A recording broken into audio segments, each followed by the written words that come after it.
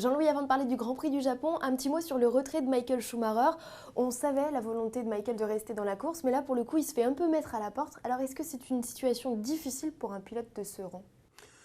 Oui, très difficile. La première chose déjà, c'est qu'il y a eu une conférence de presse organisée à la va-vite par Mercedes, parce que Mercedes avait compris, d'une certaine façon, qu'il nuisait à l'image de Michael. Ça, c'était important. Et là, eh bien, Michael les a pris de court en annonçant sa retraite. Et là, il ne savait plus quoi faire. Mais au-delà de tout ça, il y aura certainement un règlement de compte un jour ou l'autre. Pourquoi?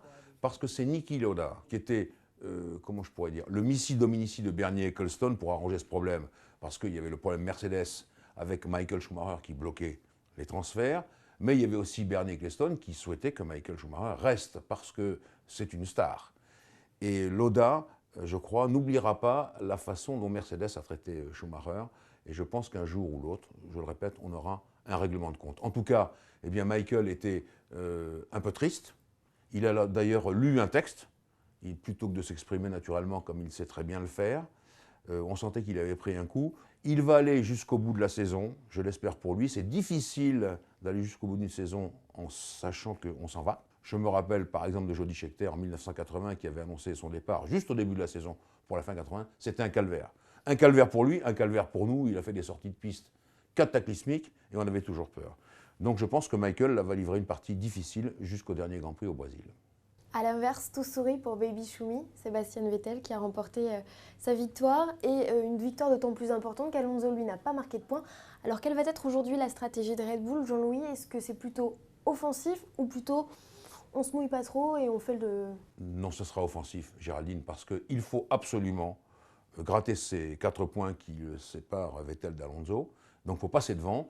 Et donc, il sera offensif quasiment jusqu'au bout. Et de toute façon, pour gagner, il faut être comme cela. Never give up, disent les Anglais. Il va continuer à attaquer jusqu'au bout. Peut-être qu'il lèvera le pied dans les derniers mètres du dernier kilomètre du dernier Grand Prix. Mais pour l'instant, il doit être offensif jusqu'au bout des ongles. Felipe Massa signe un joli podium au Japon, une deuxième place voilà, qu'il retrouve après presque 2 ans de disette, on va dire ça comme ça. Est-ce que c'est important psychologiquement pour lui? C'était important sur tous les plans. D'abord parce qu'on a retrouvé un Felipe Massa tel qu'on le connaissait. Deuxièmement, ça se passe sur le circuit le plus difficile de toute la saison, Suzuka. Et je crois que sa lettre de réengagement était soumise à ce résultat au Japon et peut-être celui qui suivra en Corée. Donc je crois que sur ce plan-là, il est bien parti pour rester au sein de la Scuderia si toutefois il prolonge en Corée ce qu'il a fait au Japon. Premier podium pour Kamui Kobayashi, une première qui plus est au Japon. Alors est-ce que Jean-Louis, pour un pilote, c'est on va dire le summum du summum que de remporter ou de signer un podium dans son pays natal? Oui, d'abord ça c'est très fort, et ce qui est encore plus fort, c'est que les Japonais sont de vrais passionnés de Formule 1.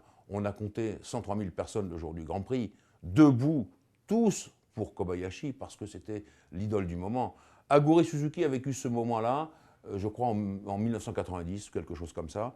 Pour lui, ça avait valeur de victoire, et il l'a montré tout au long de la soirée qui a suivi ce Grand Prix du Japon, en allant parler aux spectateurs, c'est rarissime, en étant félicité par Jean Alesi sur le podium, par Vettel, par Massa. Il a vécu un moment absolument formidable, jusqu'au moment d'ailleurs où Vettel lui a dit « Je suis déjà monté sur un podium avec toi ». C'était en Formule 3, vous vous rendez compte, ça avait les lustres, et donc c'était vraiment formidable. Jean-Louis, un petit mot sur l'affaire Raikkonen-Alonso au départ. Alors à qui la faute? Eh bien écoutez, alors si vous écoutez les supporters de Kimi Raikkonen, c'est de la faute d'Alonso. Naturellement, si vous écoutez ceux d'Alonso, c'est de la faute de Raikkonen. Alors il y en a qui disent oui, mais Alonso, il avait de la place à droite, il aurait pu serrer un peu moins. D'autres disent ah ben Raikkonen, quand même, il a forcé un peu le passage. Franchement, je les renvoie dos à dos. Ça, c'est l'incident de course par excellence. Parce que tous les jugements que j'entends là, il aurait dû faire ceci ou il aurait dû faire cela, ça se passe les 2 pieds sous un bureau et devant un ordinateur. Personne n'est au départ de la course, sauf Fernando Alonso et sauf Kimi Raikkonen. Donc c'est l'incident de course par excellence. Et d'ailleurs, même s'il y a eu des accusations, à mon avis, un peu rapides de Luca Di Montezemolo, je pense qu'il vaut mieux oublier ça. Ça arrive. La course automobile est ainsi faite. Ce n'est pas une bourde, c'est juste un incident. Voilà, 50-50, comme sur la place de l'Étoile à Paris. Un petit mot, Jean-Louis, sur McLaren, un peu absent de l'épreuve. Complètement passé à côté, alors qu'on les voyait très bien. La voiture semblait marcher très fort, et puis tout d'un coup, il y a un grain de sable, ça s'est déréglé. Je crois que ça, c'était dû au problème des pneumatiques, parce qu'au Japon, c'est un circuit abrasif d'une part, qui demande beaucoup, beaucoup aux pneus, pour la simple et bonne raison, c'est qu'on tourne en 8, et que de tous les côtés, il n'y a pas de repos pour la gomme, il y a toujours de l'énergie, et je pense que c'est ce qui a pêché pour McLaren. Je n'oublierai pas et je ne retirerai pas non plus le fait que le départ annoncé de Lewis Hamilton, les petits problèmes qui commencent déjà à se montrer avec Jenson Button, ça n'a pas aidé la performance d'ensemble de l'équipe. Jean-Louis, ce sera ma dernière question concernant le Grand Prix. Elle est à propos de Romain Grosjean. Le pilote français a écopé d'une pénalité de 10 secondes. C'est la plus sévère avant l'exclusion. Alors, Romain compromet-il la suite de sa carrière? Que doit-il faire? Et est-ce que le GPDA, quelle sanction le GPDA peut-il prendre à son encontre? Alors, le GPDA ne prendra pas de fonction parce que le GPDA, il est assez lent et faiblard dans ce domaine. Ça, c'est la première chose. La deuxième chose, je dois dire qu'effectivement, je crois que la carrière de Romain Grosjean est assez compromise. On le dit à chaque fois, il faut qu'il se rattrape sur les derniers Grands Prix. Là, maintenant, il ne reste plus que 5, donc plus de bêtises. Il faudrait qu'il me mette là-dedans une victoire. Ça serait faire oublier tout. Mais pour cela, il faut déjà franchir le premier virage. Alors une fois de plus, ça fait donc le 10e incident en 15 Grands Prix. Et ça fait un peu peur.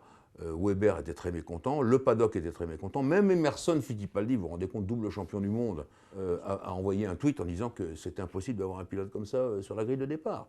Donc tout se ligue contre lui. Je pense, moi, qu'en dehors du fait qu'on lui a monté la tête sur Raikkonen et que Raikkonen est toujours devant, qu'on l'ait protégé d'une façon ou d'une autre, que Éric Boulier le défende. Je comprends qu'Éric Boulier le défende, tout en faisant une erreur, en disant « mais Michael Schumacher était comme ça à ses débuts ». C'est faux. Michael Schumacher n'a pas fait tout ça à ses débuts. Mais je pense aussi que Éric Boulier doit défendre son pilote. Je me rappelle très bien qu'en 1997, quand Michael Schumacher a agressé Jacques Villeneuve pour le titre mondial, là-bas au fin fond de l'Espagne, et qu'il avait fait une faute énorme, et il avait été puni, tel le prix qu'il croyait prendre, c'est Villeneuve qui a été champion du monde, eh bien, qu'est-ce qu'a fait Jean Todt? Il avait bien vu tout ça, il connaît bien la course, et bien Jean Todt, patron de la Scuderia, était moto au combat à côté de Michael Schumacher. Donc Éric Boulier est obligé de le faire. Mais ça n'empêche pas que du côté de chez Lotus, des propriétaires de l'équipe, du côté de chez Total, peut-être aussi, on commence à remettre sérieusement en question Romain. Est-ce qu'il y a un problème technique, de vision? Pourquoi pas? Peut-être qu'il n'est pas assez bien installé dans la voiture, mais en tout cas, il faudra régler le problème. Il reste 5 Grands Prix pour le faire, mais c'est le dernier moment, l'ultime pointe du combat. Il n'y a plus rien derrière. Jean-Louis, finissons sur une note un peu plus gaie, quoique Sébastien Loeb a remporté le week-end dernier son 9e titre de champion du monde des rallyes.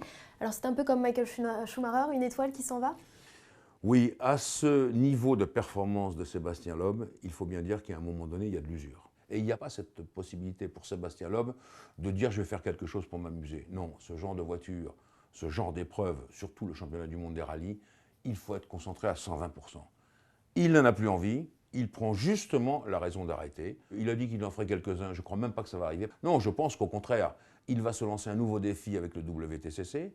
Citroën va l'aider en cela, ça c'est parfait aussi, mais je crois qu'à un moment donné, il y a l'usure. Donc je crois qu'il prend une décision sage. Simplement, on va devoir le regretter. Il sera dans les annales avec nous en permanence, mais bon, il ne sera plus là, on ne pourra pas le voir comme on le voyait avant sur la route des grands rallyes du championnat du monde.